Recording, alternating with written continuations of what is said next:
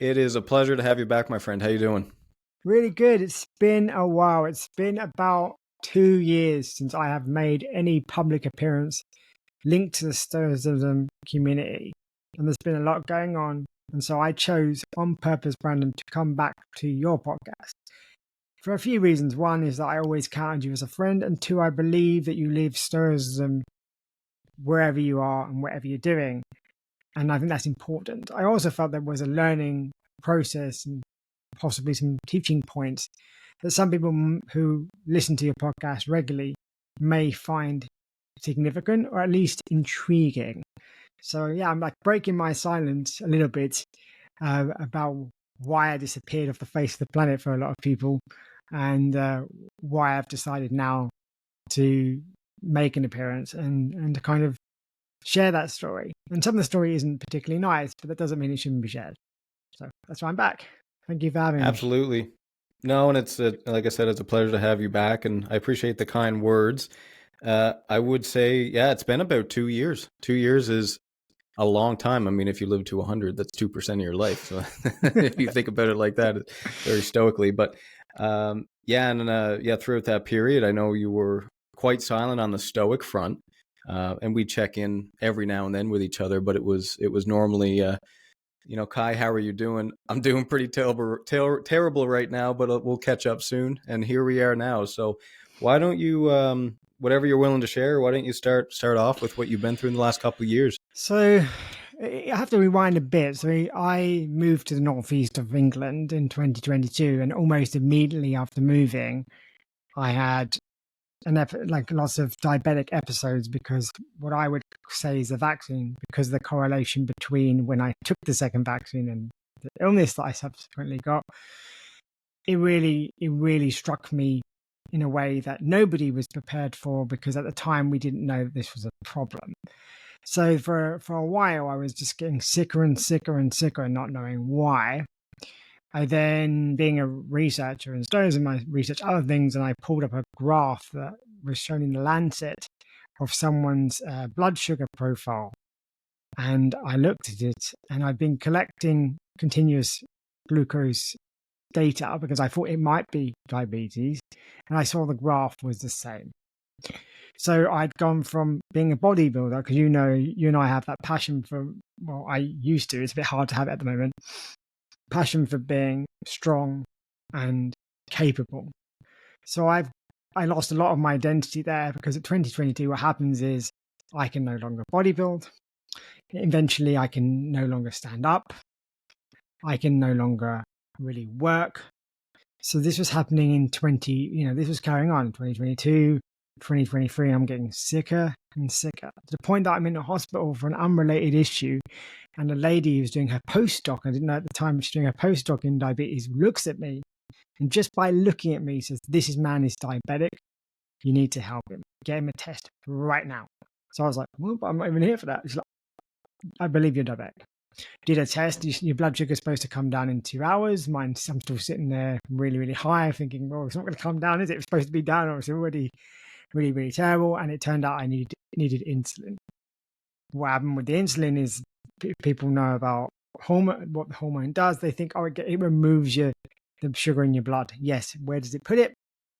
It puts it in your fat cells, which is why somebody with type 1 diabetes who is unable to produce insulin could eat absolutely loads and die of malnutrition, in a sense, because they can't store any fat. So I ballooned. I became absolutely enormous, is the way I would put it. Like 20 kilos more in my frame, which for a guy who's 5'5", and if you know me, I am not a big person. I just become a very fat person. And the fatter that I get, the sicker I become. And to the point that I remember said to you, Brandon, that one of the last things I said when I was really ill was, whatever you do, don't call an ambulance. And went backwards. I had to, have food put in my mouth. I was just unable to help myself. I would hallucinate. The ceiling would go into my eyes. And I was like, what's wrong with me? So when I was told I was diabetic, I cried, not because I had diabetes, but because I thought, thank God I'm no longer going mad. Because the fear that anybody's experienced a severe hypo is something else. Like, you really think you're going to die. And that would happen to me 2 or 3 times a day. That I thought my body thought I was going to die, because the body spends a lot of energy and effort keeping your blood in a very small range. No, took insulin, got bigger. Was like, this isn't like, my stomach was absolutely enormous. People have seen photographs of that when you look really, really unwell. And because just the way my genetics are, I don't really have fat cells anywhere else like other people seem to, but I just don't. So I'm just concentrated, which then puts a lot of pressure on everything. So I can no longer bodybuild, I can no longer stand. Eventually I can no longer work because I'd faint in the chair. I didn't even know you could do that. And so I was very limited to what I could do. So that was one of the things. I had a massive health situation. At the same time, my son was coming into the world. And although I've never said this publicly, I am married to a man, to give you some context, and 2 men do not get maternity leave. So I've never publicly shared that because I never liked to be put on one political aisle or the other based on what I would call a very private, extremely private matter, which is why I always used to chuckle when on Facebook people used to say that I was homophobic or anti-LGBT because I had a very sort of conservative little C, not the Conservative Party in the UK, conservative little C opinion on something, or they thought I did. And so I had the situation where I was very, very ill. Someone's come into the world.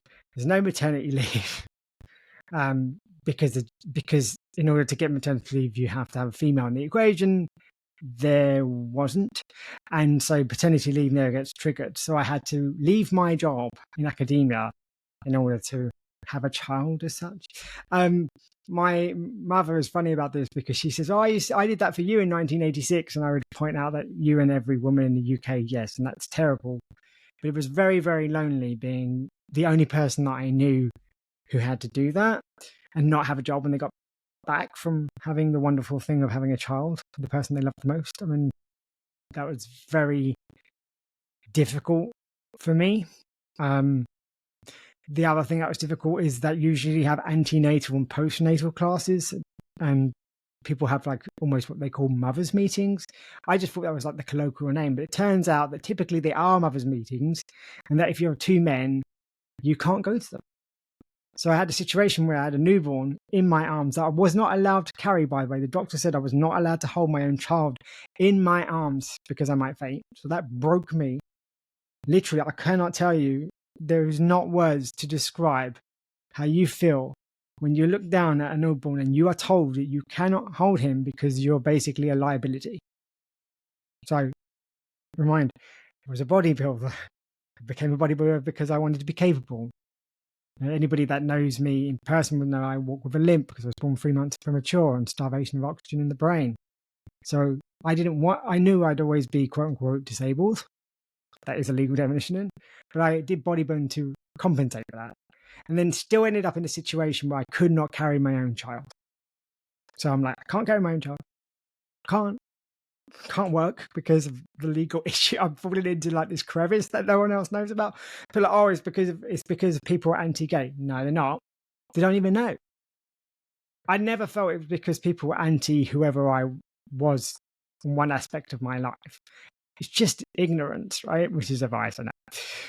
But that was really, really challenging to me. At the same time as all of that, right? Where I actually end up in hospital because I'm so ill they don't know what to do with me.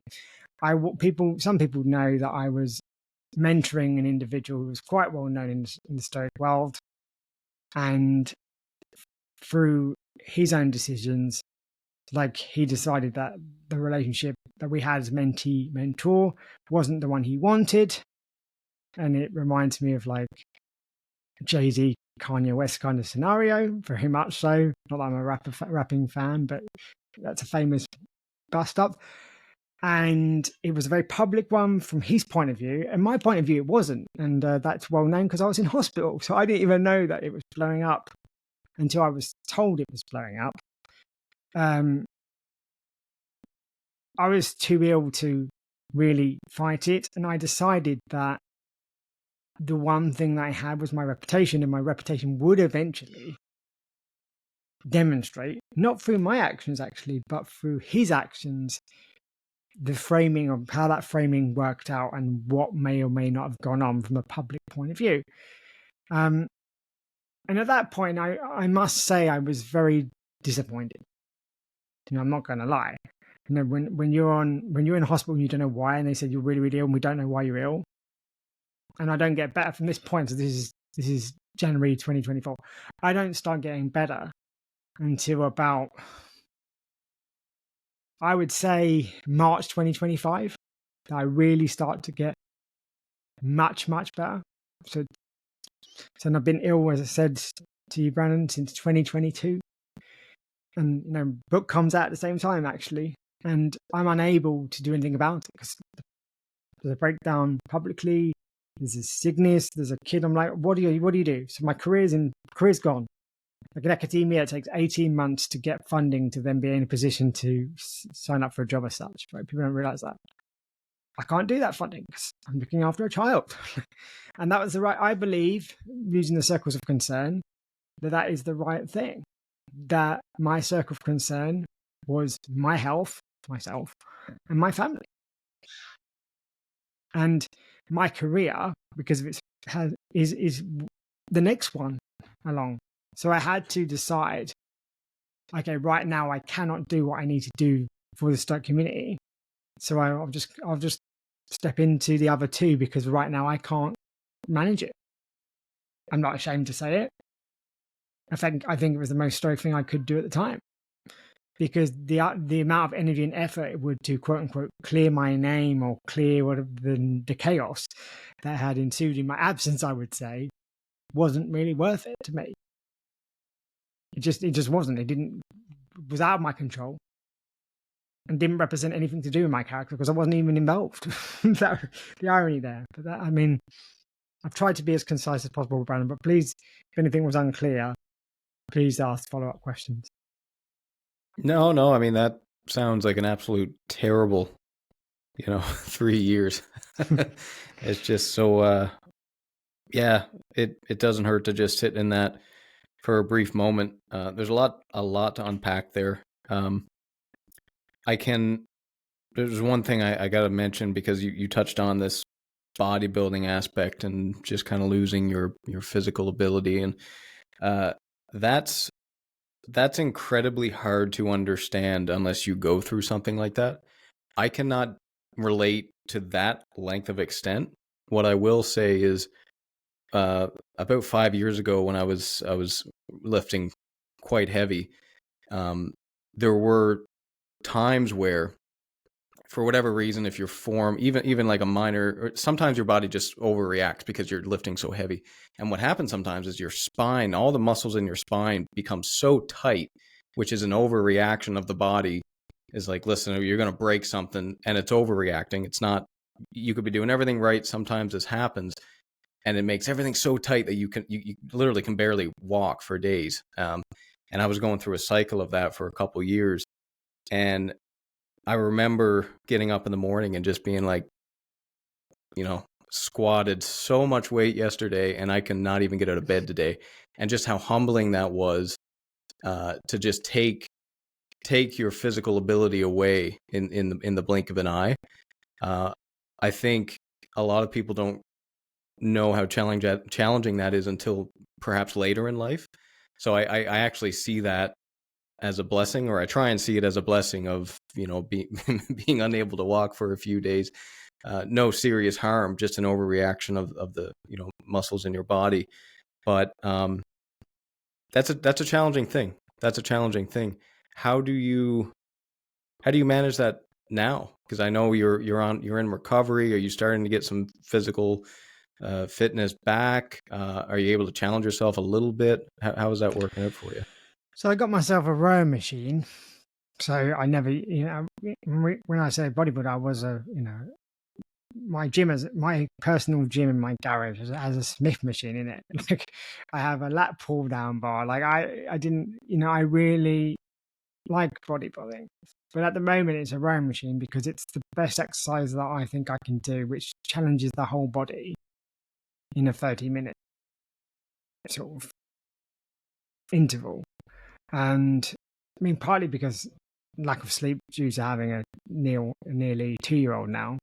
So I don't have the energy that I had. And when I was a bodybuilder, I used to cut my sleep into two. So I'd sleep 4 hours, wake up, go to the gym, train for 2 hours, and then go back to bed, cycle back home and go back to bed for 4 hours.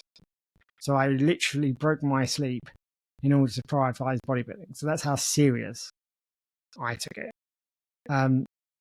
Because of the part of the way that I've been able to manage that lack of capability is by seeing it come back. So I did mention I couldn't physically stand.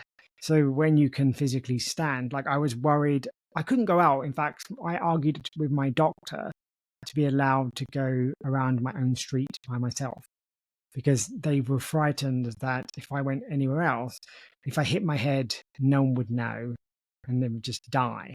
And because I was falling over backwards so much that was not a joke. That was something like, and then hallucinating and screaming. Like I remember my neighbor coming around and just screaming because I was hallucinating.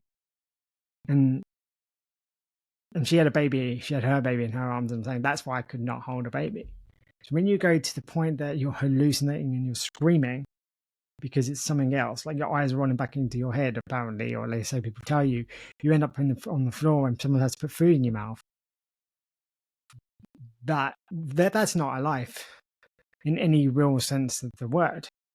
You don't remember things, you can't think, you're hungry all the time, because as soon as you inject yourself with insulin, all the energy that you have in your bloodstream basically goes straight into the fat cells, and there's nothing you can do about it. You just get bigger and bigger and sicker.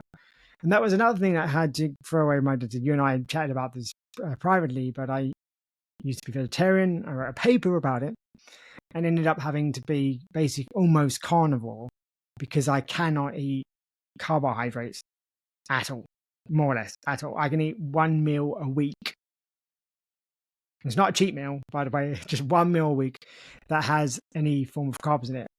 And a lot of things that I had issues with before, and I don't mind sharing it now, but I had a big problem with it before, was I was suicidal for 7 years. So even when people knew me publicly, they'd say, you're a very happy kind of man. And I was. I mean, people think that if you're suicidal, you have to be depressed.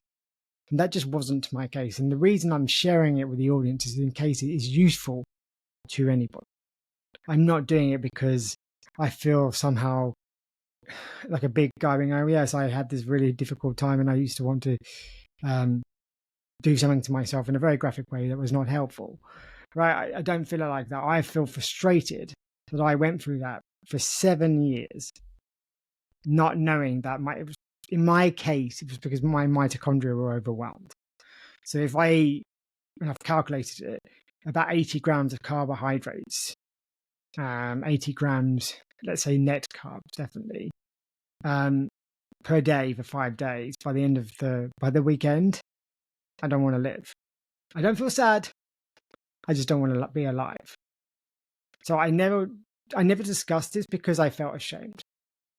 I felt ashamed that someone with my intellect and the people who I'm very fortunate to have very considerate friends and family, and yet I didn't want to be near them. That's how it was interpreted? And that saddened me, and that sense of shame. And when I found out in my case that was because the diet didn't agree with me, it was like, really? I felt like that for 7 years, every day, and made other people's life, when they found out, I tried to hide it quite well. As I said, you didn't know yourself. And as I said, I didn't ever dwell on it outside of my own self. But now I'm like, if that can help anybody, then I should say I have I believe I have a moral obligation to say so. And in fact, I didn't even realize that those feelings had gone away. I think you and I discussed this as well, that I was feeling these lack of wanting to live. And I stopped eating carbohydrates to the extent that most people do. And I didn't realize Why? Because it just lifted. And I was even listening to a book by Georgia Ede who talks about mental health and the ketogenic diet, and she said a lot of people who have had these very strong episodes of what I've discussed then reduce their carbohydrates, particularly the processed ones, and those thoughts go away. And I thought, that's great for them. That's wonderful. I mean, that must be amazing. It was only when I reintroduced carbohydrates because a colleague of mine said, well, why don't you try? Maybe you're better now. And I was like, wait a minute. That was me. That was me. So dealing with that as well. So I had a lot of, and I never really said to you, Brandon, I never really thought I had a mental health issue. I still don't think I did, because it didn't really become an issue to me because I was so careful about how I managed it. But I shouldn't have needed to do that so that it didn't become a mental health issue.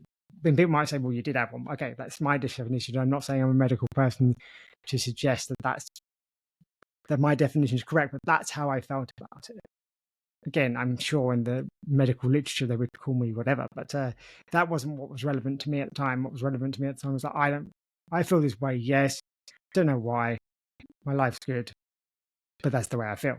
And then was like, well, then you have to not feel that way, which is one of the reasons, for example, I gave up. I only ever drank alcohol when I was younger, not by myself. So I tried my best to not do things like that. Also why I did bodybuilding, because that gives you a massive high when you've lifted that very heavy bar on your back. Does that make sense? Yeah, and I want to talk about that too, because I think if we were to put a Stoic theme on what we've talked about so far, it would probably be attachment. I mean, there's lots of Stoic themes, but what's coming to mind for me is attachment. So on that bodybuilding part, when I was young, I didn't suffer. I've never suffered from suicidal thoughts. As a young man, I was the young angry man. That's what I suffered from. I had a lot of anger. I had a lot of energy in that way, and in a similar way, I found that lifting weights was a way of releasing. Now, this is really important. This is what I want to talk about with you and get your thoughts on, because a lot of people, let's say, that are looking at this through like the I don't know, pure academic Stoic way, whatever you want to say, they would say, okay, well, don't become attached to a sport. Don't let that be your release. Like this is an inward thing. And I agree with that, but there's a big caveat here. And I think the caveat is that is a process that you get to, and you can't expect that to happen overnight. So an analogy that I just thought of while you were talking, if you have a pot of boiling water, and boiling is, let's say, the suicidal thought or the anger thoughts, coming over, and the water spills over and your life falls apart, essentially. What Stoicism tries to do is like, let's turn the heat off. Like, that's the source. If we can turn the heat off, we don't have to worry about the water boiling. But you can't turn it off like that. Like, this is like a very gradual, and sometimes you get a little bit worse before you get better, and it's a motion. And something for me, it was powerlifting at the time. For you, it was bodybuilding. I suppose I also had a music outlet, but what that is, it's like taking the cover off and just letting some steam out, and then just so it doesn't boil over. And I get passionate about this topic because people there are some Stoics in our community that would, they wouldn't necessarily point young men in particular towards some kind of outlet because they feel like it's inherently unstoic. And for me, I'm like there's no amount of stoicism at that time in my life, because I had such ingrained habits, because I had such a big issue that was just going to correct me overnight. It was a process that took, I don't know, I'm still in that process. Like nothing happens overnight. So what do you think about all of that? And yeah, how does that fit in? I think it's rather ignorant, actually, if a person in the Stoic community thinks that a philosophy that says that we're integral, like our body is part of philosophy, to somehow have an abstract relationship to Stoicism to fix their life. I mean, Epictetus like wrestling, Cleanthes was a long distance runner. We've got boxing and various things, and in Stoicism, Cleanthes, other people liking those, when the Spartans. I mean, come on, like, in my case, it makes sense in the biochemical situation of if the issue was that carbohydrates eventually at least didn't agree with me, then lifting very, very heavy weights would have increased the muscle I had, and then the muscle was a very good sink for glucose. So it would be a direct biochemical reason as to why lifting weights and getting big. And I got big to the point that I had to actually get people to take my shirt off my back in the gym because I couldn't get it off myself, which sounds like a gay man thing, but I'm an introvert. So as people, you might be like, this guy's doing everything, but it comes from, I'd never said, you've never had a candid, I mean, you knew from personal friend, but you and I have never had a candid discussion like this publicly because I was very adamant that didn't need to happen. So when I say I was big, I was big. I was a polymer. And so it does make sense biochemically that if I got bigger and I lifted heavier, that I was more able to moderate the problem. So when whatever the vaccine did happen, and then I suddenly can't work out, and I can't do anything, then my muscles diminish, and then what would happen with all the extra glucose getting soaked in, then you're getting mitochondria is like, I don't know what to do. And then you're getting these thoughts which were already happening, as I said, for 7 years, and this starts halfway through those 7 years. But there is a crescendo, right? So I think it's very ignorant to suggest that a abstract view of philosophy that doesn't take into consideration that we are human beings, which I think, I know the Stoics do. The Stoicism and Emotions says things like, if you jump out of your skin, that's not in your control. Yeah, but if we were just talking about what happens in our head, they wouldn't have mentioned that, because as far as I know, it's not the brain that jumps as such in its huge cavity, really. So I find that very strange and a very poor interpretation of Stoicism. And I find that there are people that come to these conclusions about all sorts. For example, one of the academics that I found very helpful during this period is Jordan Peterson. And people will go, what? But when you are facing those kind of challenges, you're looking at a lot of dragons. And you're struggling to understand why you suddenly have all these problems. And the whole point is to not hide things in the fog, right? There's a rule. And I was hiding things in the fog. The reason partly that I'm being so upfront, I was always honest, never lied, but upfront, is because by hiding things in the fog, people did not have the context. They did see me as an academic who was very good at arguing Stoic cases, but never really saw necessarily, I mean, my mentees maybe saw the actual personal side of things. And then when I think about Epictetus and I think about Masonius Rufus and certainly Seneca, I mean, Marcus was different because he speaks for his own self. They do show their human side. And before all these things happened to me, I used to think, no, I must detach who I am from my Stoicism publicly so that I can give the most neutral, balanced view. And no one would colour any view that I give based on for the fact that I think Jordan Peterson's incredibly helpful to people in my situation, or that I'm married to a man, or that anything else that could be ascribed to me that is not part of what I would call necessarily character, but the circumstances in which I find myself, in which I can create or craft or diminish that character. And I now think that was a very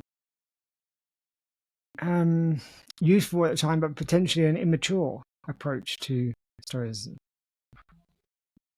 Yeah, I think on the Peterson front, I've always thought of Peterson as kind of like the modern Epicurus, as in like Seneca. You'll read his letters. Epicurus was not a Stoic, but Seneca frequently references him and quotes him and talks about his ideas, even though he's not from the same philosophical school. Now, there's a lot of overlap, but I kind of see Peterson in that same way. Like it's like, sure, he's not a Stoic. That doesn't mean that we can't learn from him certain ways he presents his ideas, or anyone for that matter.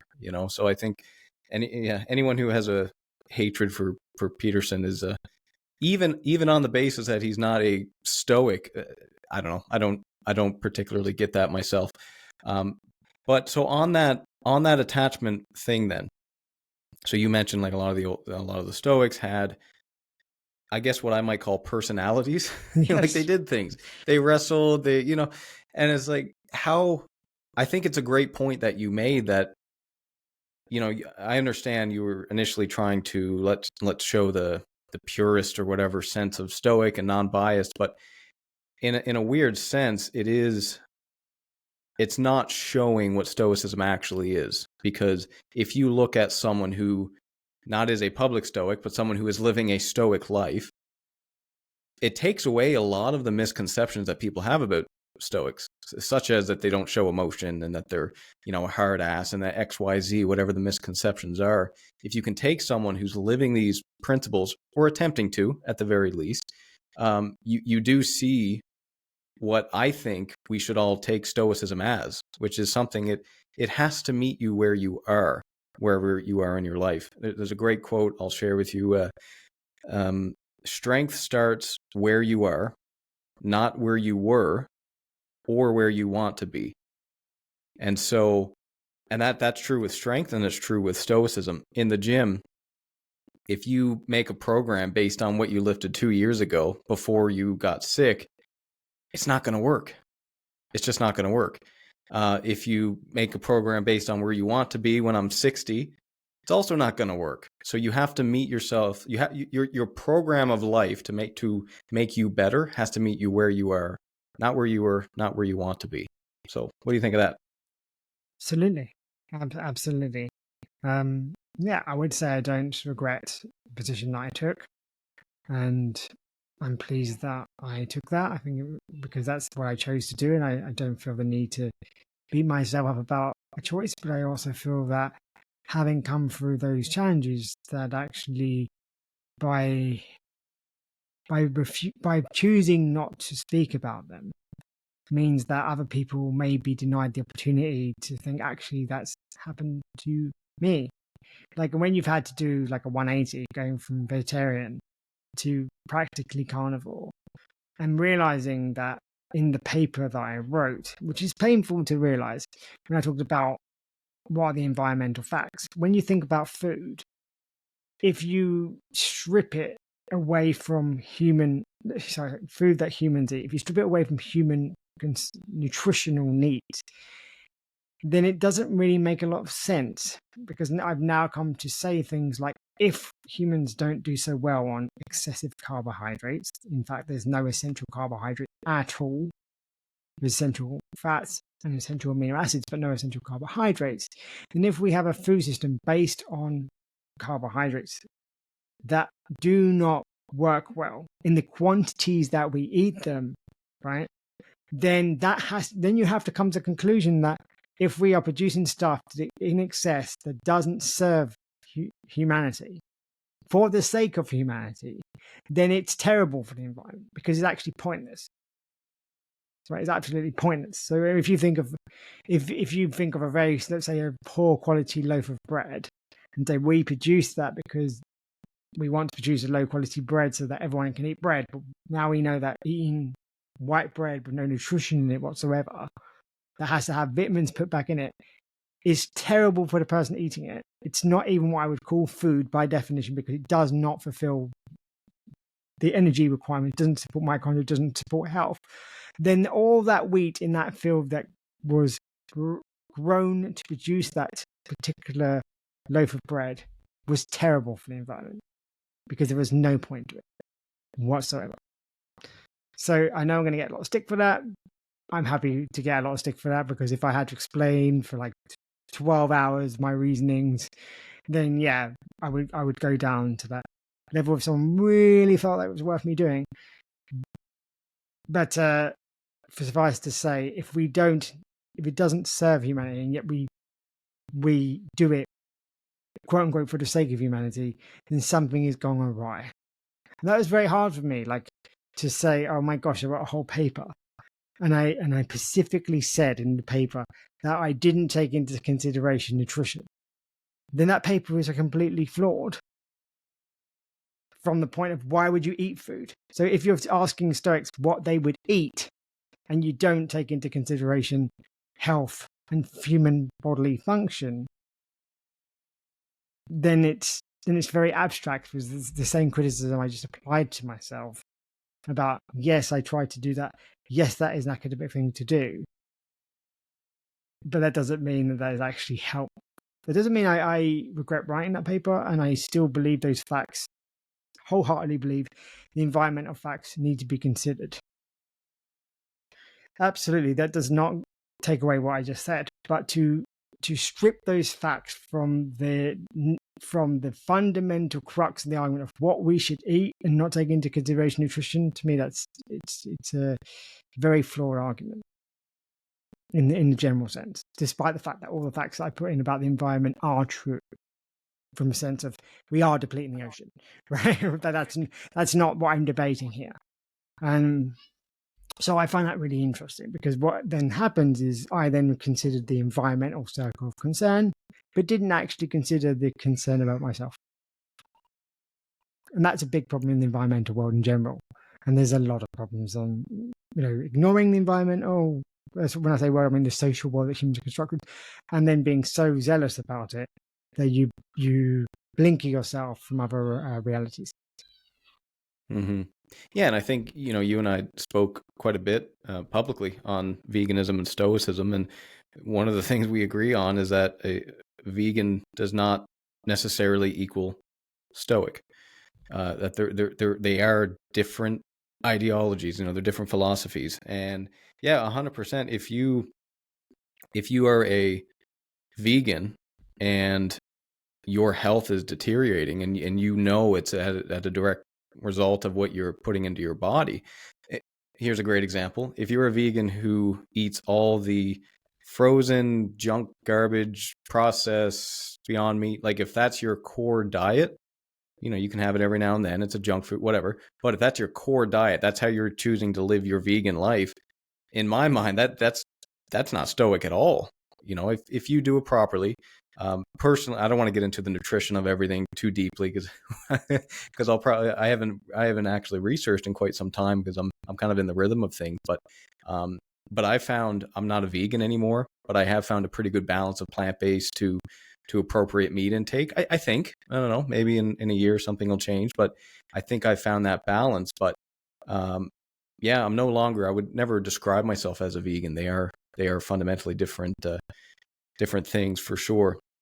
And I appreciate you sharing that. That's a very humble thing to, look back on something that you put a lot of time in, put a lot of focus in, discussed publicly, and to change your mind based on what you've experienced. And I think that is actually Stoic. That's more Stoic than, putting your flag in the ground and never moving it. So yeah, kudos to you, man. Thank you. I mean, I still think that we should treat animals like that. Again, I just want to emphasize to anybody listening, I still believe the way we treat calves or chicks or anything that we eat is got to be changed. It absolutely appalls me, right, the information that I know. So that hasn't changed. What has changed is the understanding I now have of biochemistry to say this is what makes sense given my specific circumstances. It makes it very expensive, a very expensive diet, very antisocial diet, right? And people say things like, "Oh, so you eat lots of meat now?" No, that's more or less weight. Like that's more or less weight. And the silly thing is, right, that people sometimes think that I, in the popular culture, that I'm more strict now because I eat mainly meat, or that I'm somehow right wing all of a sudden because I eat a carnivore diet. And actually, most people who are on a carnivore diet are female, funnily enough, because of health issues, which is in some of the debates that people have had. Even in the Stoic community, I won't mention names, but I actually saw this on Facebook. Like, but if you only know what I know normally, if you've had to go down a route to the extreme that I've had to go down to because nothing else works. So to then say, oh well, for example, Kai should have also had CBT. Yeah, possibly, but that wasn't going to fix my mitochondria. There was nothing that was going to fix it because it was so messed up. That's just reality. But the segue into that, into what I wanted to discuss with you as well, is that having those things and having to change even what I eat, and having to change my job, and having to step back from a thing I dedicated 7 years to was very, very difficult, very, very difficult. And my hope is in this next part of the podcast episode, Brandon, is to then say, what can you do once you kind of your life flattened in a way, right? Because you've got everything you were stood on has gone. And this is kind of the bit of the story I want to tell. Yeah, absolutely. Yeah, let's get into that. Maybe we can talk about the same thing, but in relationship to your professional identity. Because, when we first met, I think I remember our first episode together, or our first conversation, I could tell that you were very proud to be an academic. You'd worked very hard to do that. You were, obviously, you wrote a book, you co-authored a book with Leonidas. And that seemed to be a very big part of your identity. And it was just another thing that, I mean, I'm a working professional as well. And I do naturally attach part of my identity to what I do. I mean, if you ask most men, who are you? That they're going to say their profession, not what you do. If you ask them, who are you? They'll say, oh, well, I do this at this company. And so I think men in particular tend to really associate identity with work and with profession. But I also know as a Stoic that I have to maintain, or at least be aware of, the attachment there. And that at the end of the day, I mean, things can change. And am I going to be no longer myself if this company goes under, if the whole industry goes under, if I get blackmailed in the industry and I can never get a job, is that going to take away my identity? And of course it's not. There's going to be a grief period, probably, because I think grief is a natural process of loving something. And if you love your career, you're going to grieve when you have to let it go. But what was that like for you, like letting that identity go? And how did you kind of think about that through Stoic terms? Because it does speak to that attachment piece quite a bit. I cried. The first thing I did was cried, and I cried a lot. I really did cry. That was the first thing I did when I realized that I couldn't continue to be an academic. And people don't realize, but partly because of my age. So I'm 39 in 3 days' time. So that's October. For anybody who's listening at some point in March, thinking that my birthday's in March, it's October. But when I was 18, it was not, so 20 years ago, I was not able to legally marry a person that I thought I would love, right? Now, I didn't know that I had those leanings until much later. I was 22. And why did I not know? Because any time it ever came up, I was like, nope. And I pushed to be really good professionally, because I used to say to myself, and I'm not kidding when I say it, no one can ever say you're not a man because you're going to be successful at work. So I used to feel, because this is pre-marriage of 2 men and 2 women, right? Because people think, oh, well, why does that matter? Because society validated my inclinations, right? And they didn't just see it as something frivolous, because I wasn't one of those people who was frivolous about my leanings. I wanted to be in a committed relationship, like most straight people do, and that wasn't really allowed. Well, it wasn't allowed. It literally was not allowed. So I was like, oh, I can't feel this way, because I don't want to be this kind of person who just has temporary arrangements. Because I think if you only ever get to be boyfriend and boyfriend, it sounds like a temporary arrangement.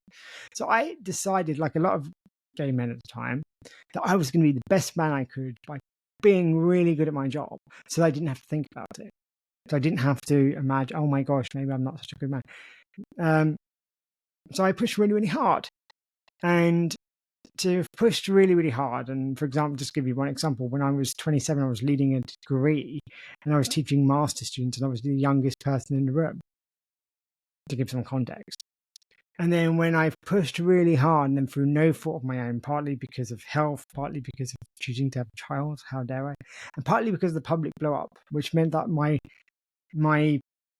I just didn't have the will to fight anymore because of that public blub. At the same time, it was just too much. So I just cried. I was like, what on earth can I do?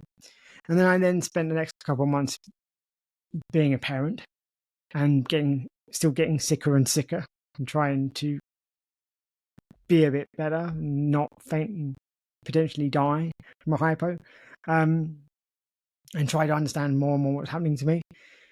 I ended up taking any job, an entry-level job, because I felt so low about my capabilities because I had almost zero.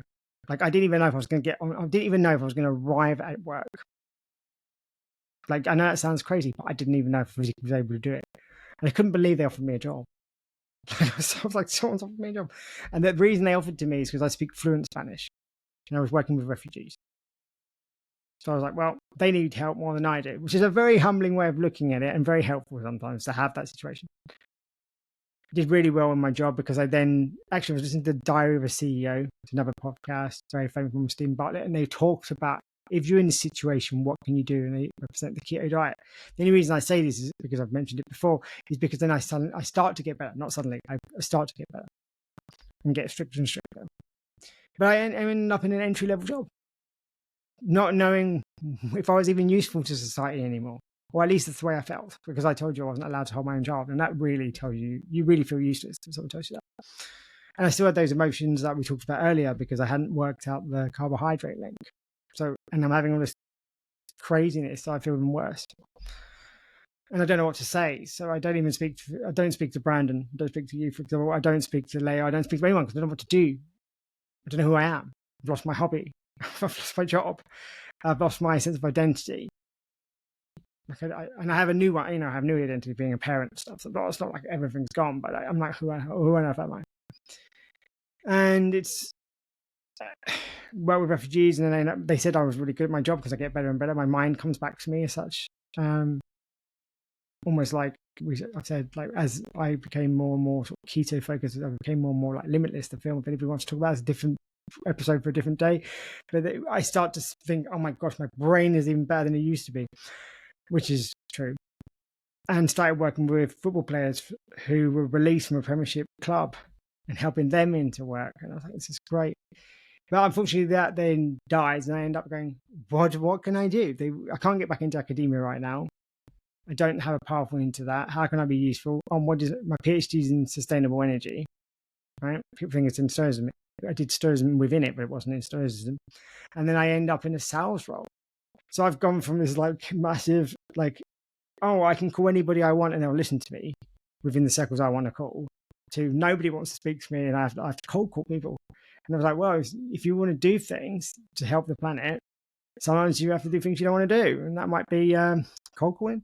So I've had to cold call people to explain that the software I sell will save the money. And I've seen the data. It literally saves schools like 20% of their energy use, which can be hundreds of thousands. School is like a collection of schools, or is big enough per year. I'm like, oh my gosh, this is absolutely incredible. But people don't know this. So I'm like ringing them up going, by the way, we do this. And really talking about vision. Like, what do you envision for your school? How do you see it? And saying things like, if you had a TV screen in front of the reception, you would see in real time how much energy you're using. Your parents and their children would come to the school, or their children, the pupils and their parents would come to the school, and they'd know exactly why they turn lights off. They'd know exactly why they don't leave the door open when the bell goes and they run out of school. They would understand it. It would drive behavioral change. So it was about thinking to myself, like, what is it that I can do? What can I bring to sales that other people might not know? And I'm like, well, I can envision, and I am good at being able to relate. Because you and I, Brad, have done this. I used to go on walks quite a lot. I used to call you. We used to envision where you wanted to go with your podcast. We used to do that.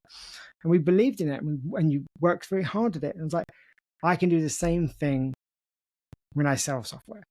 Because I believe in the software. I understand the software because I have a PhD in the stuff the software does. And I know that it brings change. I know that schools, care homes, manufacturers can then take the savings they get from their energy use and plow it into things like, in a school case, eco-literacy, solar panels. In a manufacturing case, into other prototypes instead of, quote unquote, wasting it on energy.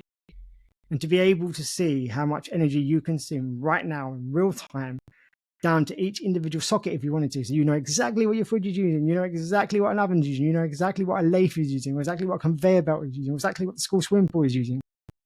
Then you can change it. Then you can improve because you have data. And that to me is very, very powerful. But it's not the data that makes it powerful, it's the vision that you create because you have the data to drive the change, to save the money, to actually put something into schools. And one thing I often say, because it is true, the reason I became a sustainability professor is because my primary school named their classrooms after trees. So it sounds like a really strange thing, but if they hadn't done that, I don't think I would have been interested in trying to save the planet in the way that I chose to try and save it. Whether I did or not is irrelevant. What I believed I was able to do.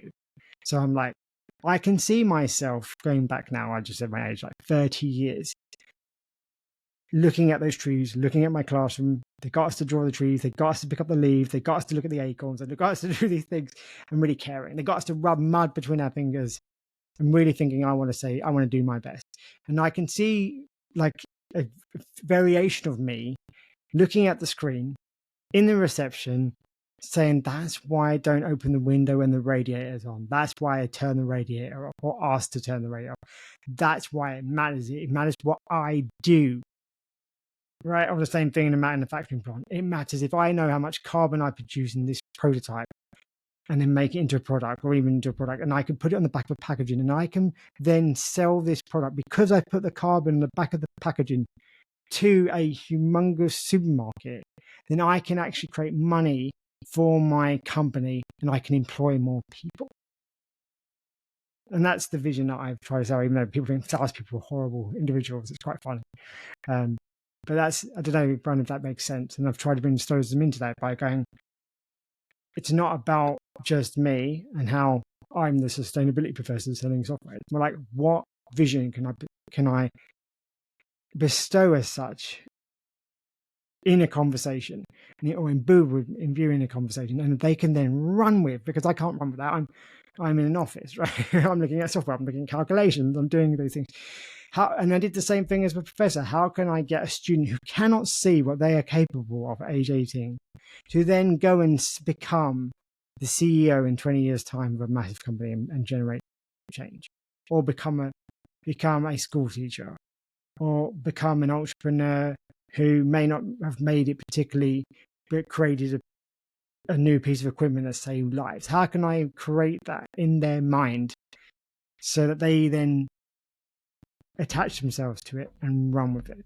So I've applied the same thing to sales. It's not just software that collects data. It's software that collects data that allows you to envision what you want to do to make the world better, because you were able to save on your energy, reduce your cost, and use it as an eco-literacy platform. Does that make sense? Yeah, 100%. I'm going to talk about something that Peterson talked about.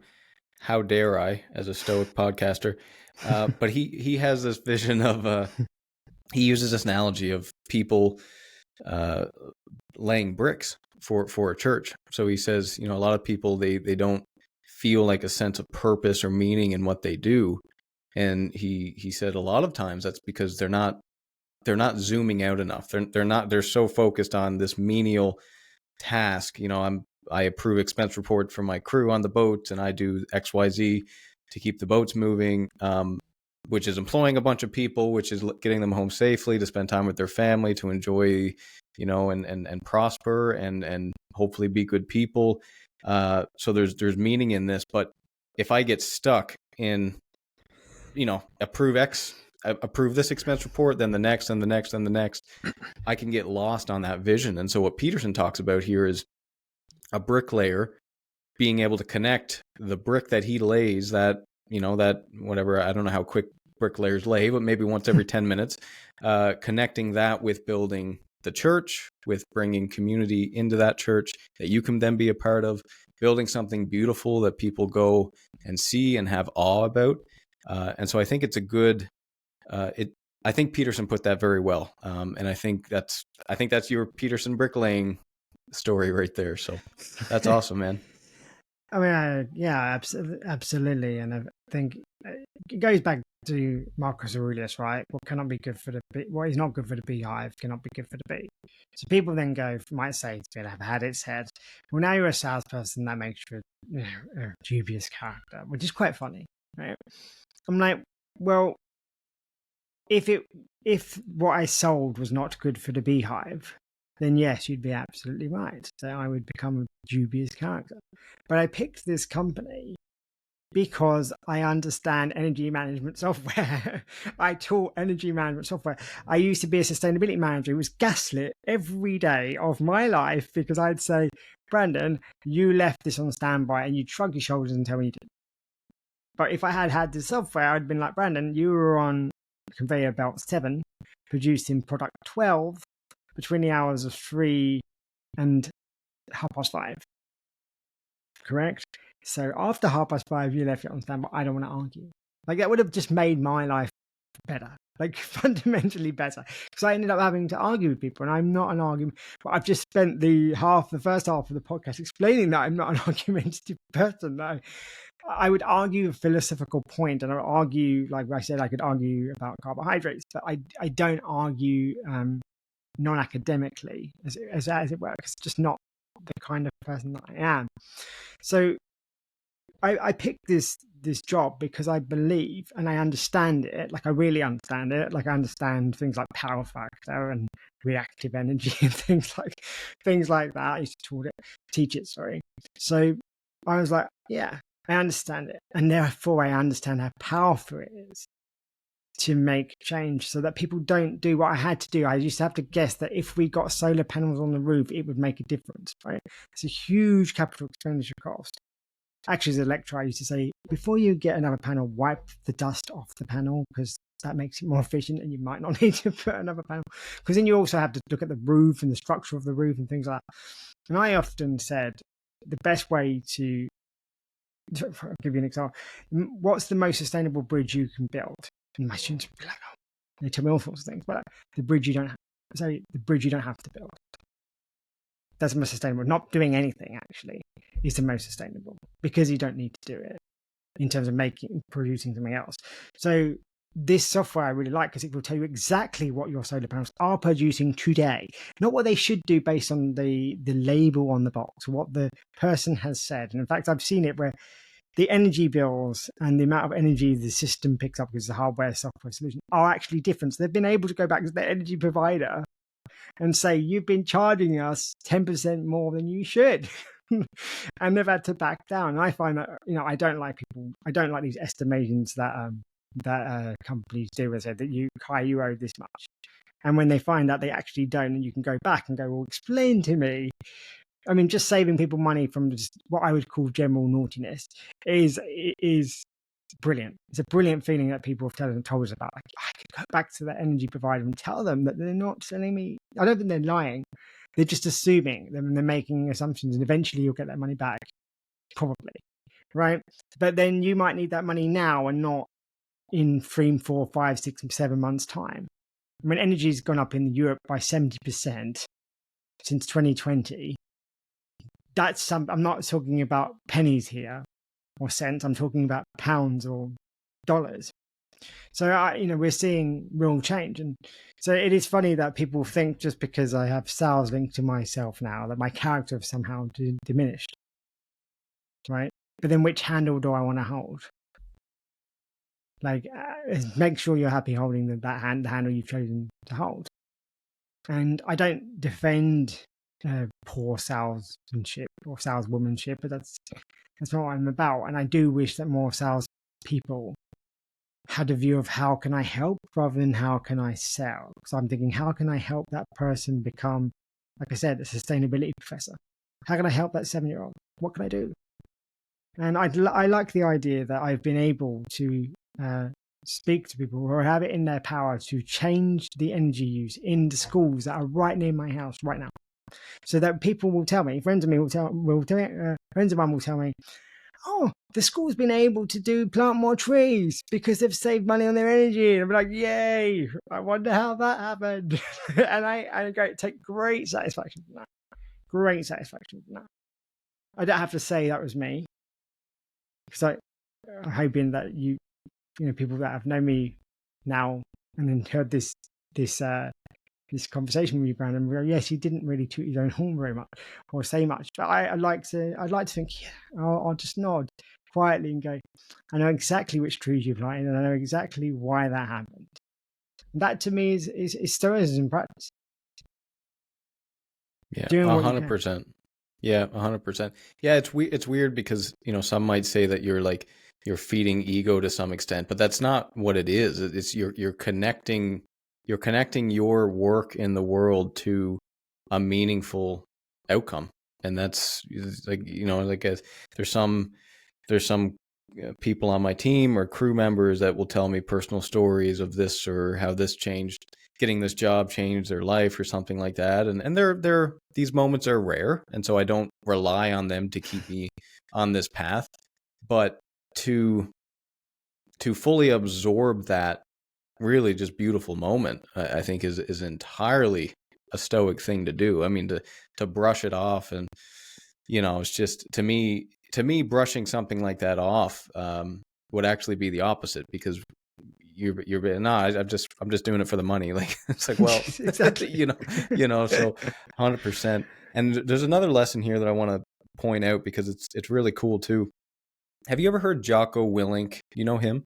I do know of him. I can't say I know of his work well. He has this hardware thing. So he had a friend come to him, and he had a small business, and his business just went down. So it failed, and I think he went through a divorce or something. He was in a rough financial situation and didn't know what to do. And he said, Jocko, I think I'm going to have to go work at a hardware store, kind of joking. And Jocko said, well, why don't you do that? And he said, what do you mean? So why don't you go work at a hardware store? And he said, well, is that what you would do if your life fell apart? And he said, I wouldn't mind working at a hardware store. He said, the first day I'm on the job, they would give me one aisle, and I would have that aisle be the most clean, beautiful, well took care of. Customers go down that aisle and they get greeted and they get taken care of.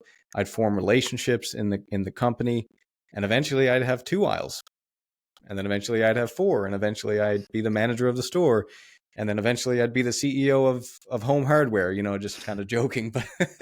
But I guess the underlying lesson there is, when life falls apart, you can see that as opportunity, as opposed to, oh crap, what am I going to do with my life? And woe is me, and look at yourself as a victim, like Peterson likes to say. You can actually see your life falling apart as an opportunity. And I know that's hard to do. I get that.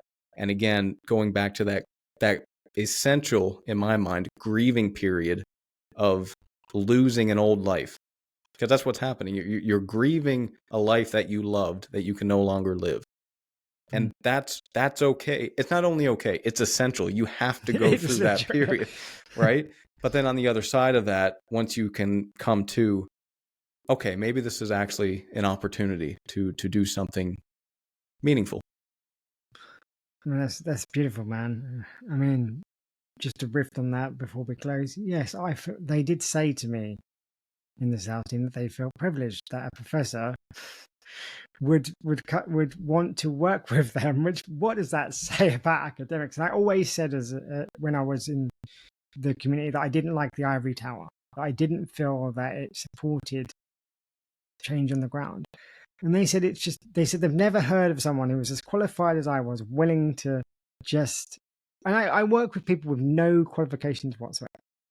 Right. In my interview, they said, well, what would you do if the person next to you was so much better than you and they've got not a single qualification? And I went, learn from them. That's what I would do. But there's so many academics that I've met who would refuse to do that, who would rather be unemployed. And I'm not going to name names, but I could name more than I have fingers and thumbs, who would rather be unemployed than stoop to the level of going to something like sales. And I just say something like sales doesn't have to be sales. And I was like, but look at all that knowledge of just sitting at home being diminished. In fact, I've had to brush up on my physics this week. Right on Friday, I was like, I'm going to remember the physics I used to teach, because I owe it. I don't think of people as I owe it to prospects, or I owe it to clients. I think I owe it to my community. I owe it to the schools. I owe it to the teacher. I owe it to Brandon, who's running, a manufacturing plant. I owe it to him, because if he has a problem, he should be able to ring me, and I should be able to get to the bottom of it, or know someone who can. So it's funny that I've never used my master's, not my PhD, but my master's as much in any job than I have in applications. I did teach it, but in an application as I have actually this week, because I wanted to be able to explain power factor, which is the efficiency of the way that your machines run, which is important if you have things like transformers. Okay, maybe that's not 90% of us, but I owe it to that 10% that do. The 10% who you were alluding to earlier, who employ people. And people might say, well, that's a very sort of strange way of looking at it. But that person who employs somebody may have a daughter and a son who would not be able to have a nice life. And I mean nice material. I don't mean in terms of character, because they're younger than 9, let's say, but a nice, materially comfortable life because they have a job that they do well. And if we don't take care of those people, and those kids don't have that, they end up having to get some kind of support from the government, which is fine. That's why the Canadian government does what it does. It's very good at it. But it wouldn't be nice that it didn't have to, because I could do my job properly to save that individual. And I'm not, I'm happy to share it. Anybody wants to see data about the 20%, I'm happy to show it. Like, I'm very transparent. Like, saving that money means that they can employ somebody else. Literally, if you save 30, in Canada it would be, if you saved 70,000 Canadian dollars, you could employ somebody else. That's the way I look at it. And I want to be able to say, hand on heart, that's part of my Stoicism, is a commitment to doing my job really well, to not allowing myself to seep into ignorance, going, well, I could have the more it's a sales job, who cares if I get it right? No, I really care. I really care. And I really care that I get it down to the detail, because I have that obligation, because I have that knowledge that other people can't access because they didn't do my PhD and they didn't teach. So to be able, I owe it to that person who would otherwise lose their job to do my job better. It would be unjust of me to do otherwise. And it's not the title of on my CV or I have a lanyard. I think I've sent in you a picture. It's not that makes the difference. It's my decision that I will use everything I have, the full tools at my disposal, and learn as much as I can, and care about it more than a dying man needs air. Right? If I have that mentality, then that to me is Stoicism action. Very well said, and I think a wonderful place to wrap it up. It's been a great episode, man. Thank you. It's 2 years in the making. Not actually, but absolutely, it was kind really. of, I guess. I wouldn't be able to talk about it. But yeah, I appreciate you coming on and sharing a lot of that. I think if the listeners can take one thing away, it's that this is the Stoic path. Like, it's not like cool, calm, and collected. It's life sucks sometimes. Sometimes it's great. Sometimes you're on top of the world. Sometimes you're not. But who are you as a person? Who do you want to be? Where do you want to go? And sometimes you got to put your head down and get through stuff.